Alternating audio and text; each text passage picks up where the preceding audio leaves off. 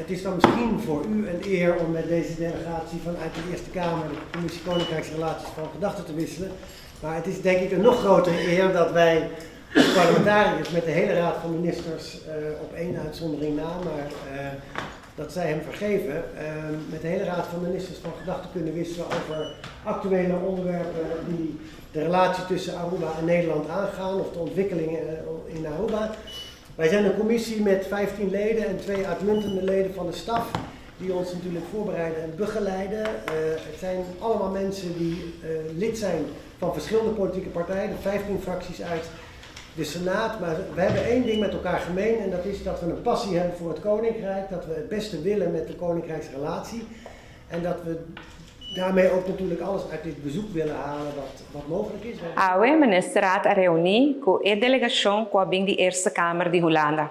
Dat trata aqui na de 5 membros do Parlamento de Eerste Kamer, que forma parte da comissão, comissão fijo para o que está relacionado ao reino. Nang visitanos e para 2 horas na reunião que nós estamos tendo, nós fazemos uma apresentação, nós damos um snapshot onde a Aruba está para agora aqui e depois nós escutamos a pergunta e nós damos toda a informação que nós estamos aqui.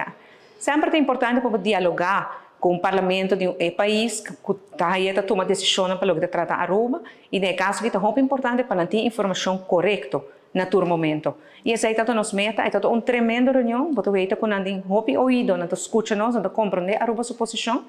Claro, nosso papel é o tema de refinanciamento de EDB de Holanda. A maioria da Eerste Kamer está de acordo com a Aruba, que Holanda não por cobra é 6,9%.